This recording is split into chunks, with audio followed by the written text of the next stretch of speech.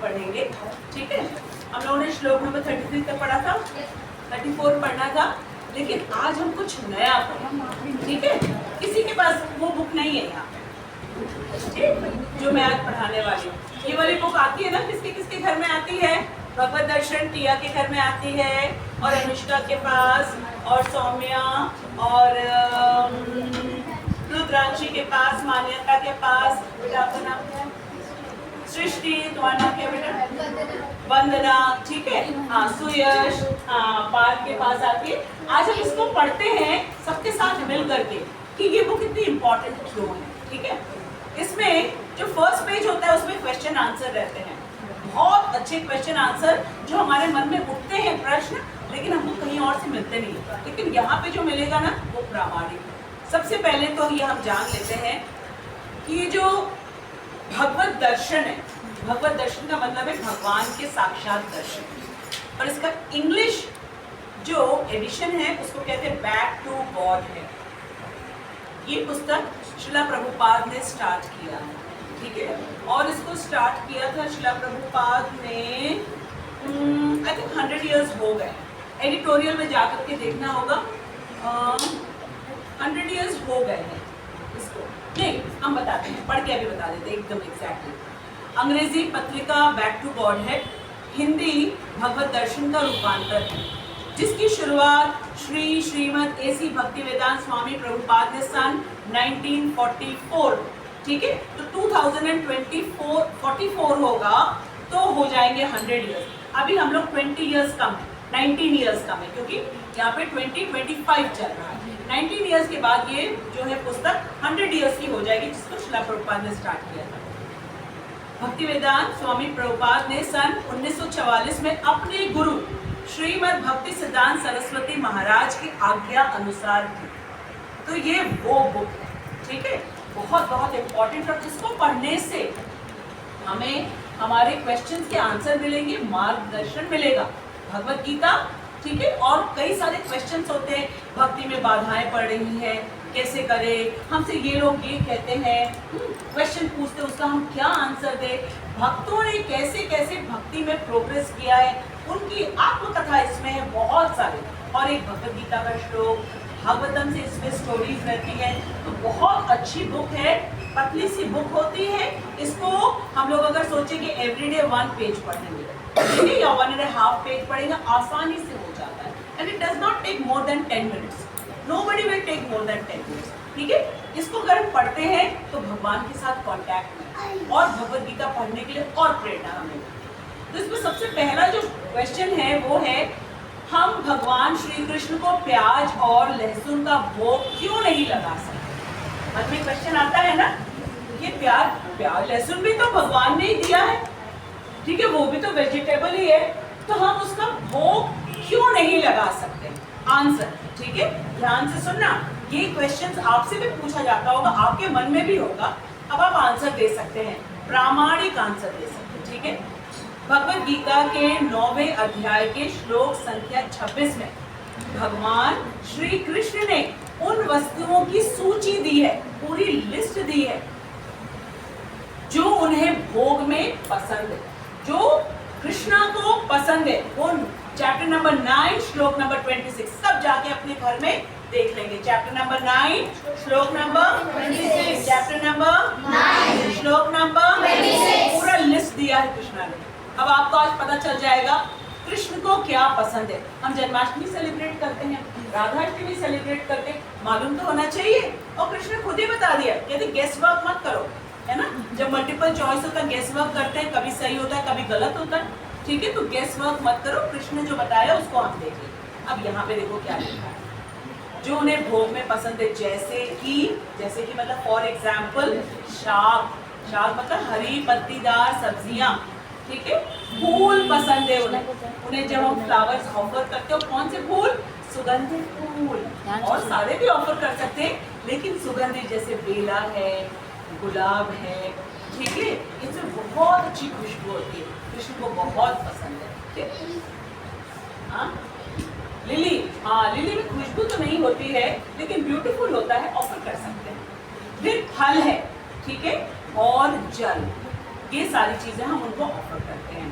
आगे ये पूछा जा रहा है, अब प्रश्न उठता है कि प्याज लहसुन भी तो पौधे हैं और हम उन्हें तो पौधों से ही प्राप्त करते हैं, तो उन्हें भोग लगाने में क्या प्रॉब्लम है, क्या आपत्ति है भाई? तो पौधों से भी हमें अनेक प्रकार के खाद्य प्राप्त होते हैं।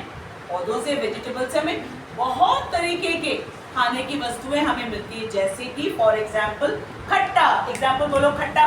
इमली। हाँ, इमली। और बोलो, हाँ, नींबू। और बोलो, और बोलो, हाँ, कच्चा आम होता है। और बोलो, हाँ, आंवला।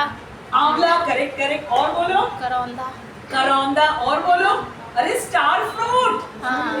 कमरा कितना खट्टा होता है, ठीक है। तो खट्टे हमें समझ में आ गया। अब मीठे, मीठे का एग्जाम्पल तो बोलो पूर्वांश।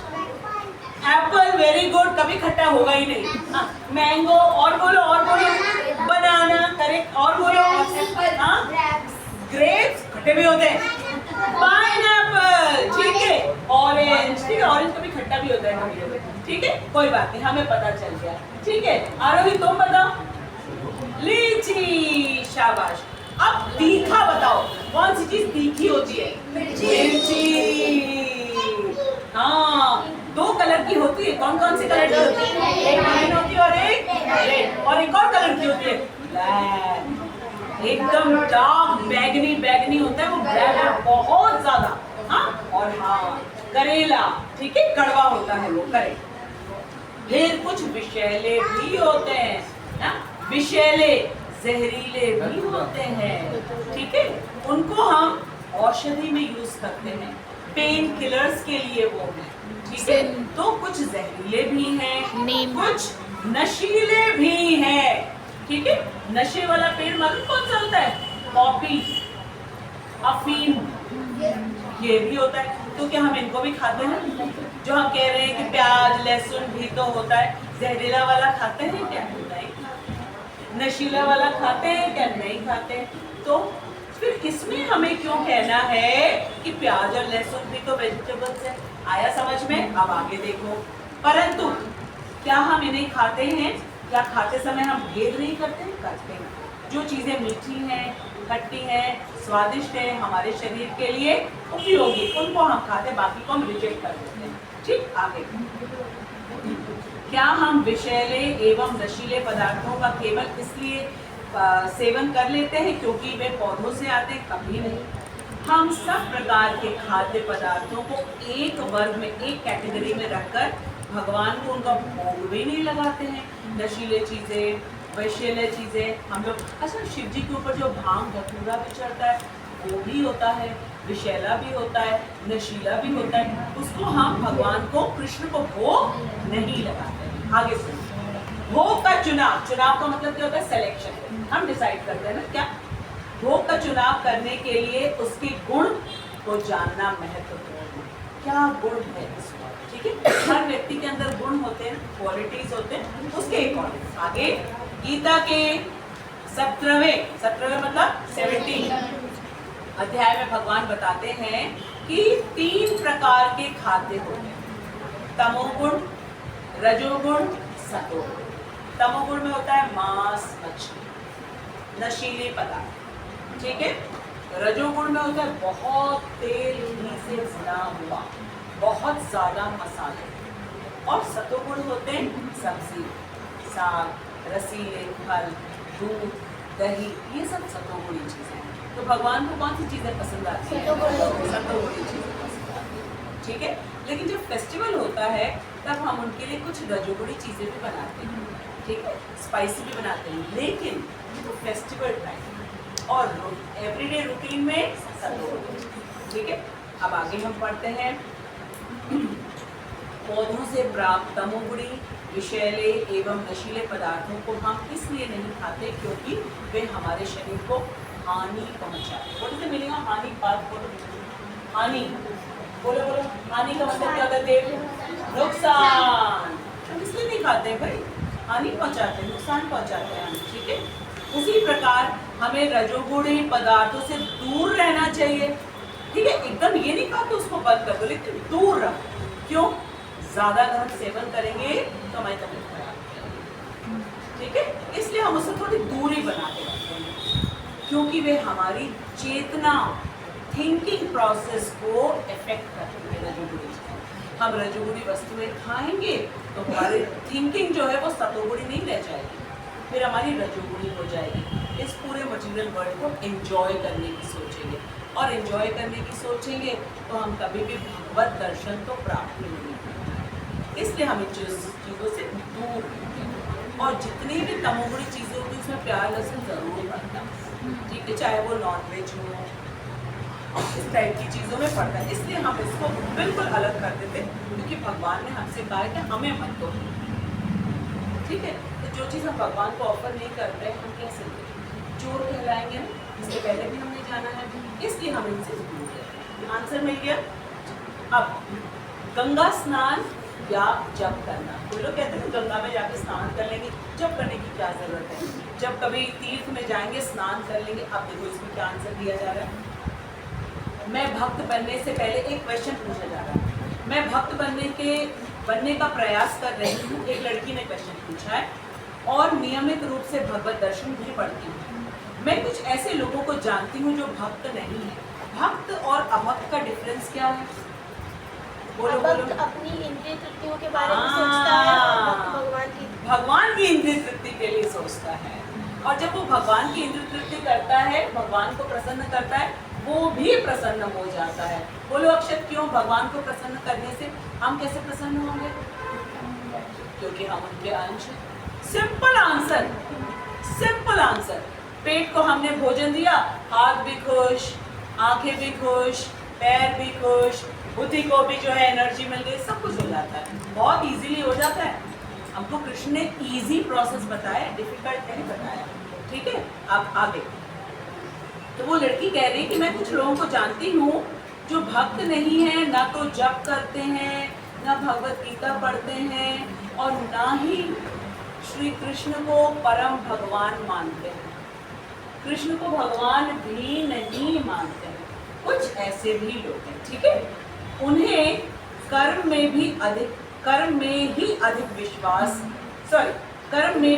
विश्वास नहीं है, ठीक है, और वे मांस भी खाते हैं, परंतु वे प्रति वर्ष गंगा में स्नान करने अवश्य जाते हैं। क्या उन्हें मुक्ति प्राप्त होगी? अब एक लड़की के आसपास ऐसे लोग हैं, उसको लग रहा है कि हमें तो क्वेश्चन पूछना चाहिए, ये लोग ऐसा करते हैं। कर्म में विश्वास नहीं होने का क्या मतलब है? क्योंकि भगवत गीता में कृष्णा ने बताया ना हम लोग को कैसे कर्म करने चाहिए, हम लोग पढ़ रहे हैं ना, तब तो हम सीखेंगे कि कैसे कर्म करने चाहिए, ठीक है। हमें निष्काम कर्म करना चाहिए, सकाम नहीं करना चाहिए। लेकिन कृष्णा कहते हैं कि अभी एकदम निष्काम नहीं बने हो, कोई बात नहीं, कम से कम शास्त्र के अनुसार तो सकाम कर्म करो, वरना बंधन में बंध जाओगे और फिर नीचे चले जाओगे, ठीक। तो हम कृष्ण से सीख रहे, जो कर्म में भी विश्वास नहीं करते वो अपना मन मर्जी करते। कर्म मतलब भगवान के अनुसार, भगवान के अनुसार। जैसे जो हम लोग आंसर कॉपी में आंसर्स लिखते हैं, वो टीचर के और बुक के अकॉर्डिंग होगा कि अपने मन के हिसाब से? किसके? और अगर अपने मन के हिसाब से लिखा ऋषि तो क्या होगा? और क्या मिलेंगे? अंडा मिल जाएगा, ठीक है। फिर ऑमलेट बनाओ या बॉइल्ड एग खाओ, ठीक है। अब आगे सुनते हैं इसमें। तो उसने पूछा कि वो लोग हर साल अवश्य जाते हैं, ठीक है, क्या उन्हें मुक्ति प्राप्त होगी? उनकी तुलना में उन भक्तों की क्या गति होगी जो सदैव मतलब हमेशा श्री कृष्ण का नाम जप भी करते हैं, परंतु जिन्होंने कभी भी गंगा स्नान नहीं किया। कितना इंपॉर्टेंट क्वेश्चन है, आंसर में बताया जा रहा है। आपका प्रश्न पढ़कर भगवान कपिल जो हैं श्री कृष्ण के एक अवतार हैं, उनकी माता है देवकी माता, ठीक है, और उनके पिता है कश्यप मुनि। भगवान कपिल द्वारा, भगवान की 24 अवतार है ना, उनमें से एक है कपिल भगवान। श्रीमद् भागवतम का एक सुंदर श्लोक स्मरण मतलब मुझे याद आता है। अहो वे लोग कितने महान हैं जिनकी जीवा पर, जीवा मतलब जीव, टंग, जीवा पर आपका श्री कृष्ण का नाम हमेशा रहता है। ऐसे लोगों का जन्म चाहे चांडालों के परिवार में ही क्यों ना हुआ। चांडाल उन्हें कहते हैं जो कुत्ता खाता है, उनको चांडाल कहते हैं। तो यदि उसका जन्म चांडाल के वंश में भी क्यों ना हुआ हो, लेकिन उसकी जीभ पे हमेशा कृष्ण का नाम है, तो क्या होगा? वे लोग पूजनीय हैं। ठीक है, किसकी कंपैरिजन में कि ब्राह्मण के घर तो जन्म हुआ है लेकिन श्री कृष्ण को भगवान ही नहीं मानते, तो चांडाल को तो कोई भी नहीं पनिश करेगा। क्यों? क्योंकि उसको तो एक अवसर ही नहीं मिला है। ब्राह्मण को तो, हाँ बेटा, हाँ प्रहलाद चांडाल के आगे असुर कुल में, हाँ, लेकिन तभी देखो नारद मुनि की बात जब वो गर्भ में थे तब से उन्होंने सुना और बस वहीं से ओम नमो भगवते वासुदेवाय शुरू कर दिया उन्होंने, गर्भ से छोड़ा नहीं कभी भी। ठीक है, तो बता रहे कि चांडाल के परिवार में ही क्यों ना जन्म हो, लेकिन वो पूजनीय है। आपके पवित्र नाम का कीर्तन करने वाले लोगों ने पहले ही, बहुत इंपॉर्टेंट लाइन बताया जा रहा है, आपके पवित्र नाम का कीर्तन करने वाले लोगों ने पहले ही हर प्रकार के तप का मतलब, तप का मतलब तपस्या। किस चीज की तपस्या? इंद्रियों की तपस्या। इधर उधर देखने का मन हो रहा है, नहीं देखा। इधर उधर की बातें करने का मन हो रहा है, नहीं किया। इधर उधर की बातें सुनने का मन हो रहा है, नहीं सुना। इधर उधर की चीजें खाने का मन हो रहा है, नहीं। ठीक है, और केवल अपने कर्म इंद्रियों और ज्ञान इंद्रियों को भगवान की सेवा में लगा दें। ठीक है, तो हर प्रकार का तप और दान। दान क्या होता है? जो हम दक्षिणा देते हैं। सबसे बड़ा दान कौन सा होता है? कोई बता पाएगा? सबसे बड़ा दान बोलो बेटा। ज्ञान। हाँ, ज्ञान। कौन सा? भगवत गीता। भगवत गीता, करेक्ट। क्योंकि कृष्ण से बढ़कर कोई है नहीं। जो सुनता है और जो दूसरों को बताता है, आप हमेशा दान कर रहे हो। और यहाँ बताया जा रहा है कि जिसकी जीवा पे श्री कृष्ण का नाम, उन्होंने पहले क्या क्या कर लिया है? सारी तपस्याएं कर ली हैं, वाणी की, आंखों की, कानों की, ठीक है, जीवा की, सारी तपस्याएं कर ली और सारे दान भी कर लिए हैं। और क्या किया? यज्ञ भी कर लिया है। हम लोग हरिनाम संकीर्तन यज्ञ सबसे ज्यादा टॉप मोस्ट, इससे ज्यादा टॉप मोस्ट कोई यज्ञ है ही नहीं।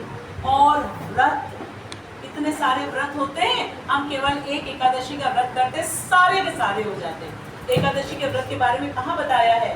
भगवत गीता में बताया है। कृष्ण ने बताया मुझे सर्व प्रिय है, तो जो एकादशी का व्रत करते। ठीक है, तो यहाँ बताया जा रहा है कि जिनके जिह्वा पे श्री कृष्ण का नाम है, उनका गुणगान है, इसका मतलब अंडरस्टूड है कि उन्होंने अपने पास्ट लाइफ में क्या क्या कर लिया? सारी तपस्याएं। देव क्या कर लिया है? सारी तपस्याएं, सारे दान कर दिए हैं, सारे यज्ञ कर लिए हैं और सारे व्रत भी कर दिए हैं। इसीलिए कृष्ण का नाम जीता है। इतनी आसानी से नहीं आया है। आप सब बहुत भाग्यशाली हो कि आप सबने कर लिया है। अब केवल हमें कंटिन्यू करना है, केवल कंटिन्यू करना है और डायरेक्ट हम भगवत दर्शन पहुंच जाएंगे, भगवान के नाम पर। ठीक है, आगे क्या लिखा है? वे पहले ही आर्य पद, आर्य मतलब होता है जो सभ्य है। सभ्य उसे कहा जाता है जो भगवान की बात मानते हैं। कहाँ से मानेंगे? शास्त्र से मानेंगे। वे पहले ही आर्य पद को प्राप्त कर चुके। तो यहाँ जितने बच्चे हैं सब के सब आर्य हैं। कृष्ण ने कहा था ना अर्जुन से, अनार्य वाली चीजें मत करो। अनार्य जुष्टम कहा था कि अस्वर्गीयम याद है, पीहू याद है, विनायक याद है। सेकंड चैप्टर में कहा था कि ये काम मत करो, तुम आर्य हो, ठीक है, सभ्य हो, तुम मेरे साथ खड़े हो, मेरे मित्र हो। उसी तरीके से सब के सब यहाँ जो बच्चे बैठे सब के सब आर्य हैं, आर्य का पद प्राप्त कर चुके हैं। आपका नाम जप करने के लिए उन्हें पहले ही समस्त तीर्थ स्थलों में स्नान तथा समस्त वेदों का अध्ययन कर लिया है। जो कृष्ण का नाम ले रहे हैं सारे वेदों का अध्ययन हो गया, इसलिए 5वां वेद पढ़े हम लोग। सारे तीर्थ स्थलों में हमने पास्ट लाइफ में सबने स्नान कर लिया है, अब जाने की कोई जरूरत नहीं। कभी चले गए ठीक है, लेकिन आवश्यकता नहीं। ठीक है, आगे हरिनाम जप करने के लिए आवश्यक है कि आपने अपने पूर्व जन्म में समस्त तीर्थ स्थलों पर स्नान कर लिया है, तभी हम हरि नाम कर रहे हैं। ठीक है, श्रीमद् भागवतम में हरि कथा श्रवण एवं गंगा स्नान से प्राप्त होने वाले पुण्य का तुलनात्मक कंपैरिजन बताया गया। अब वो मैं पढ़ने जा रही हूँ, खूब ध्यान से सुनो। जिन व्यक्तियों नहीं, भगवान श्री मुकुंद। मुकुंद कौन है? श्री कृष्ण। वही एकमात्र मुकुंद है। मुकुंद मतलब मुक्ति देने वाले। किस चीज से मुक्ति? अज्ञानता। किस चीज की अज्ञानता? सबसे बड़ी अज्ञानता क्या है? कौन बताएगा? हम अपने रिलेशन कृष्ण को जानते हैं। श्री कृष्ण को न जानना। और बोलो। हम शरीर। हम शरीर। अरे अनुष्का, आज तुम क्या करके आई हो?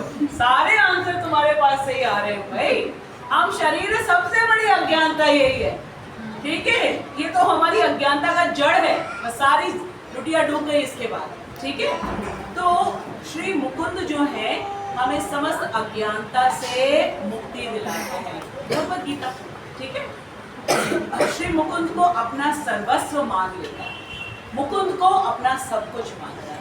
उसे मालूम है कि मुकुंद ही श्री हरि हैं, वही परमात्मा रूप में हैं और वही सर्वव्यापी है, पृथ्वी जल वायु अग्नि आकाश के रूप में हर जगह। और फिर वो अपने श्री कृष्ण को अपना सब कुछ मान लेता है। मेरे बेस्ट फ्रेंड है, मेरे ब्रदर है, मेरे फादर है, मेरे मदर है, मेरी टीचर है, सब कुछ है ये। ठीक है, आगे उनकी संगति में व्यक्ति भगवान के यशस्वी कार्यों को सुनकर शीघ्र उन्हें समझ में आ जाता है। यशस्वी मतलब फेमस। अब सब कुछ मान लिया तो उनका एसोसिएशन करने लगे, उनके बारे में जानने लगे। जैसे जैसे जानने लगेंगे फिर क्या होगा? वो कृष्ण के बारे में सारी लीलाओं को जानने लगेंगे। भगवान मुकुंद के कार्य इतने सक्षम हैं कि उन्हें सुनने मात्र से व्यक्ति तत्क्षण भगवान का संग करने लगता है। भगवद गीता सुनना, भागवतम सुना, तत्क्षण उसी समय भगवान का साथ होने लगा, संग करने लगे। क्योंकि जिनका नाम सुन रहे हैं उनके नाम और उनकी लीलाओं में कोई भेद नहीं है। एग्जाम्पल दो जल्दी से, जल्दी एग्जाम्पल दो प्रूफ करने के लिए कि उनके नाम और भगवान में कोई भेद नहीं है। बोल। हाँ, राम से तो किसने बनाया? हनुमान जी ने। कैसे बनाया? पत्थरों पे, जड़ वस्तु पे। क्या लिखा? राम। और फिर क्या वो पत्थर तैरने लगा। आप करके देखो, एक छोटी सी नीडल लो और डालो पानी में, क्या हो जाएगा? नीचे। अब आप कहोगे कि हमने तो राम लिखा लेकिन वो डूब क्यों गया? हम क्या हनुमान जी हैं?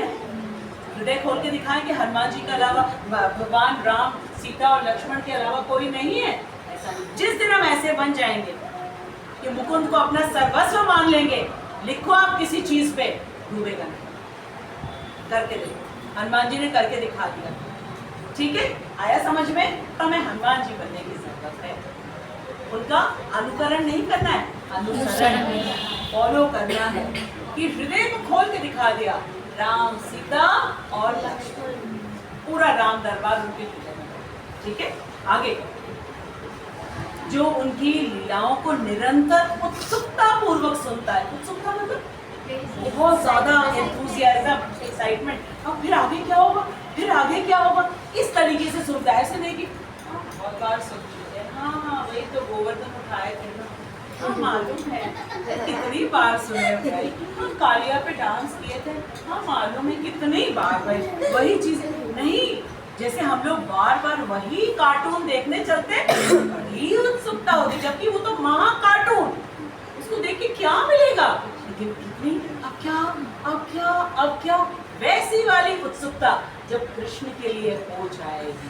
ठीक है, फिर आगे क्या लिखा है, तो हम क्या हो जाएंगे, हमें पता चल जाएगा कि हम पूरी तरीके से शुद्ध हो गए, पूरी तरीके, कृष्ण में इंटरेस्ट आ गया। और दूसरी ओर क्या कहा गया है, दूसरी ओर यद्यपि गंगा स्नान, ये तो बता दिया जो कृष्ण को अपना सब कुछ मानते हैं।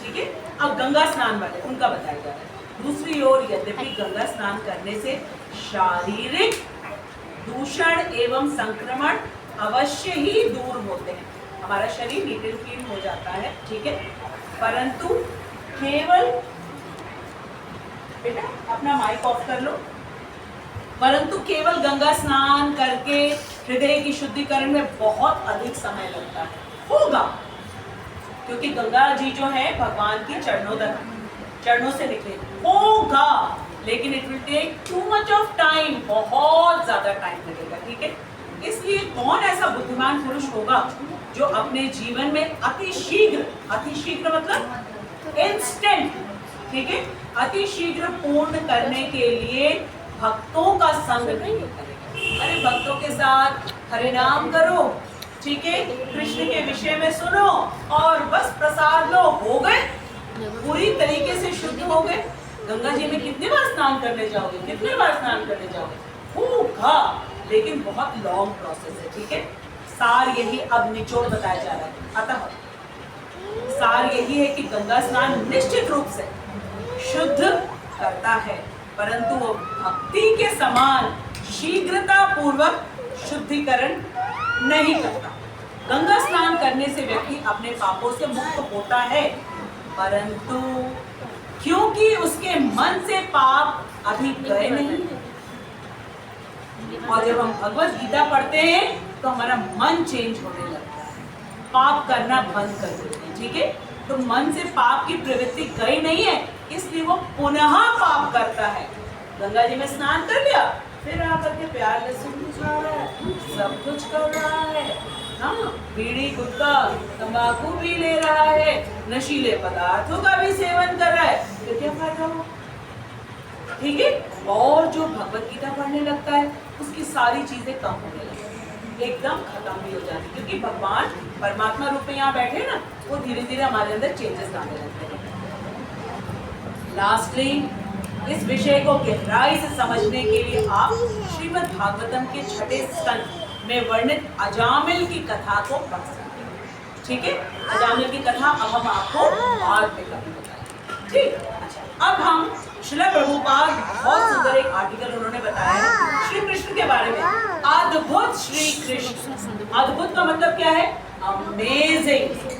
अद्भुत का मतलब अमेजिंग, ऑसम। अद्भुत किसको कहते हैं, ऑसम या अमेजिंग, ठीक है। थोड़ा सा हम पढ़ेंगे आज। सौम्या कितना बजा है बेटा, 11:30। 11:30, ठीक है। हाँ बेटा, अटेंडेंस, हाँ एंडिंग में ना, हाँ ठीक है, हाँ।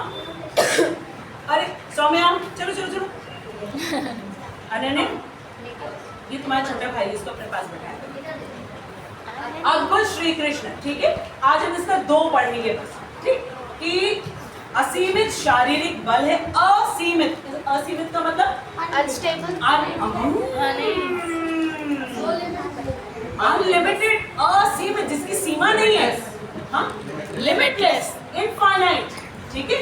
असीमित शारीरिक बल और दक्ष पहलवान, ठीक है। तो आज हम लोग इनकी क्वालिटीज पढ़ेंगे श्री कृष्ण।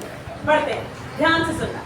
भगवान श्री कृष्ण समस्त गुणों के, कलाओं के, विद्याओं के जन्मदाता है। उन्हीं से सारी चीजें जन्म ली हैं, ठीक है। हम लोगों ने 6 ऐश्वर्य उनके जाने, अब हम और जानते उसके विषय, ठीक है। और उन्हें पूर्ण मात्रा में, कंप्लीट क्वांटिटी में, पूर्ण मात्रा में धारण करते। श्री कृष्ण के अंदर ही सब कुछ है।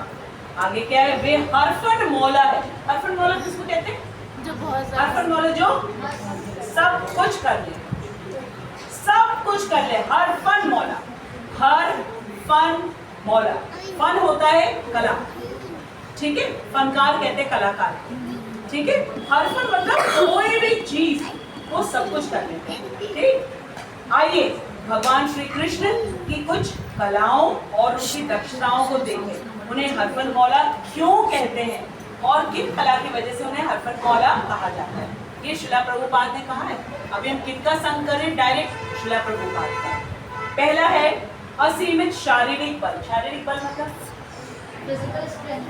फिजिकल स्ट्रेंथ, शरीर का बल, ठीक है। अब एग्जाम्पल आ रहा है, जिस व्यक्ति के पास बहुत विशेष शारीरिक बल होता है उसे बलवान कहा जाता है। कहा जाता है कि नहीं कहा जाता है, ठीक है।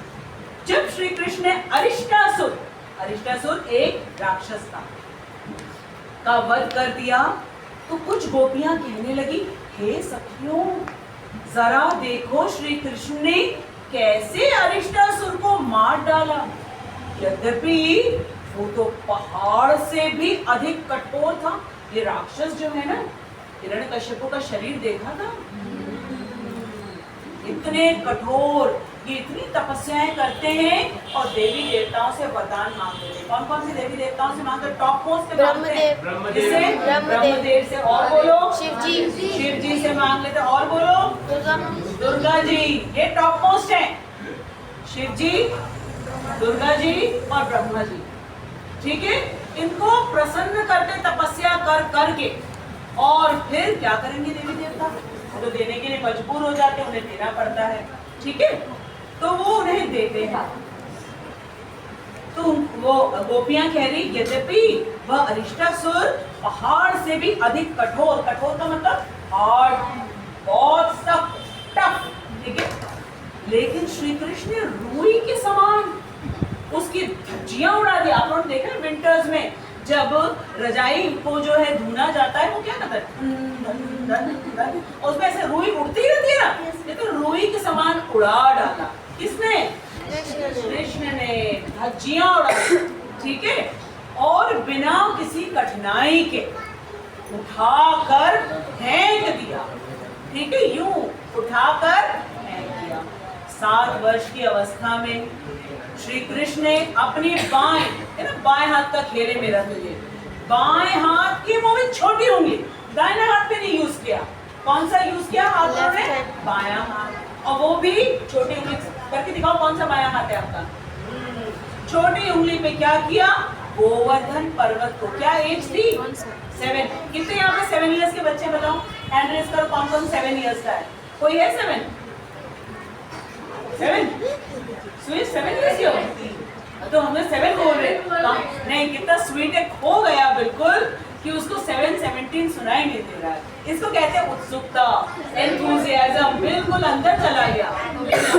नीचे आप, अरे हमारे नीचे है ना, वेरी गुड। उधर भी है ना, हाँ वो तो 7 इयर्स से भी छोटे, और उधर भी है, पूर्वांश 6 इयर्स का है, ठीक है। अब सुनो, बाएं हाथ की छोटी उंगली में आरुषि कैसे गोवर्धन को धारण किया दिखाओ, ऐसे, और कितने दिनों के लिए? 7 डेज के लिए, ठीक है। और सारे ब्रजवासियों को इंद्र के प्रकोप से, कोप का मतलब क्या होता है? कोप, कोप, कोप, बोलो बोलो, हाँ, डिप्रेशन नहीं, एंगर, अग्रेशन, हाँ करेक्ट करेक्ट। ये बताओ, ये कोप शब्द कहाँ सुना है? रामायण में। कौन चला गया था कोप भवन में? कैकेयी माता चली गई थी। और यहाँ पे क्या बता रहे हैं? प्रकोप, मतलब बहुत ज्यादा। इंद्र को गुस्सा आया, उसने कहा पूरे ब्रिज को मैं डुबो दूंगा। मेरा हवन बंद करवा दिया है, देवता है ना स्वर्ग के, मेरा हवन बंद करवा दिया है, इतने सालों से चला आ रहा था, मेरी पूजा होती थी। अब देखो ब्रिजवासियों को एक छोटे बच्चे, 7 साल के बच्चे, वो भी ग्वाला, उसकी बात को मान करके मेरी पूजा बंद करवा दी। अब देखो इनके ऊपर क्या कहर में ढाला। तो इंद्र के प्रकोप से बचाने के लिए उस छोटे से श्री कृष्ण ने क्या किया? अपने बाएं हाथ की छोटी उंगली पे 7 दिनों के लिए गोवर्धन पर्वत को धारण कर लिया। इसको कहते हैं बल। है किसी के पास? है किसी के पास? नहीं। दूसरी क्वालिटी, दक्ष पहलवान। ये दक्ष नहीं आ रहा है आजकल, है ना? दक्ष आता था यहाँ पे, दक्ष नहीं आ रहा है आजकल, ठीक है। अच्छा, नहीं, कौस्तुभ का छोटा भाई का नाम है दक्ष, आज तो कौस्तुभ भी नहीं आ रहा। कौस्तुभ तो मणि है और दक्ष उसका छोटा भाई है। तो दक्ष का मतलब क्या होता है बताओ, गेस करो। दक्ष कृष्ण के लिए यूज हुआ है, देखिए बात बताओ। दक्ष बोलो विनायक, हाँ दक्ष का मतलब क्या होता है? हाँ कृष्ण के लिए यूज किया गया है, बोलो। हाँ अडिग नहीं बेटा, थोड़ा और, हाँ बोलो बोलो बोलो। दक्ष का मतलब क्या होता है? दक्ष, हाँ स्किल नहीं, एक्सपर्ट, सुपर एक्सपर्ट। दक्ष, दक्षता हासिल कर ली है, ठीक है, वेरी गुड।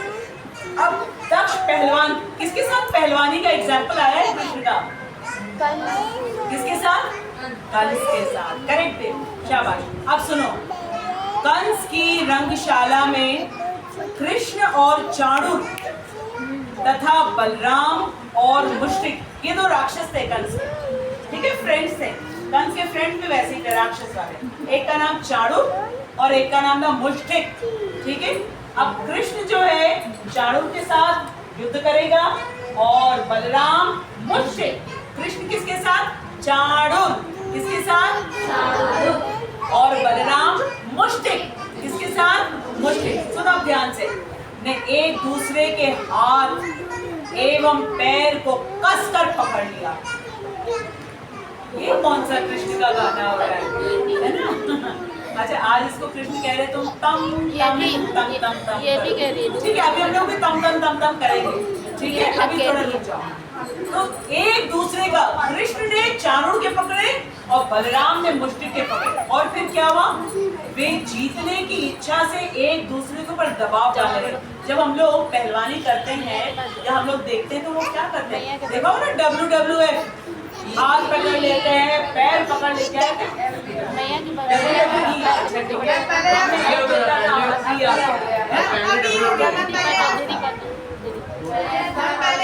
अच्छा, पहले F था, अब E हो गया है। चलो ठीक है, अब हम स्कूल जाना बंद कर दिया ना, तो हमें पता ही नहीं चलता कब F से E हो गया।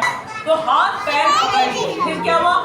हथेली से हथेली, जांग से जांग, सिर से सिर, छाती से छाती सटाकर एक दूसरे पर प्रहार करने लगे। ऐसे ऐसे ऐसे ऐसे ऐसे ऐसे। ठीक है, और फिर क्या हुआ? जैसे जैसे उन्होंने एक दूसरे पर दबाव बढ़ाया, कुश्ती का रोमांच बढ़ता चला गया। अब लोगों को लग रहा है अरे ऐसा तो नहीं होगा कि कृष्ण को कुछ हो जाएगा, इतना बड़ा राक्षस और कृष्ण इतना छोटा। ये देखो, यहाँ पर उसकी फोटो नहीं दी हुई है, कहीं और इसकी फोटो जरूर होगी। ठीक है, फिर आगे देखो क्या हुआ? कदम कदम पर मल युद्ध का वेग बढ़ने लगा, बहुत ज्यादा प्रेशर बढ़ने लगा। उठाते, पटकते और दबाव डालते हुए एक दूसरे के हाथ पैरों को जोरदार जकड़े हुए दोनों एक दूसरे पर हावी होने लगे। हावी का मतलब क्या होता है? पूरा कंट्रोल करना।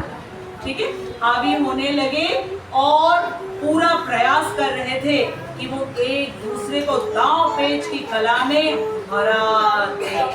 ठीक है, और लेकिन हुआ क्या? अंत में क्या हुआ? कृष्ण और बलराम ने क्या किया? चाणूर को और मुष्टिक को उनकी छाती पे बैठ के मुक्का ही मुक्का करके, ठीक है, ऐसे मारकर तुम चाणूर हो क्या? वो सोचता होगा, है ना? कोई बात नहीं। इसके बाद किसके साथ सामना करना पड़ा?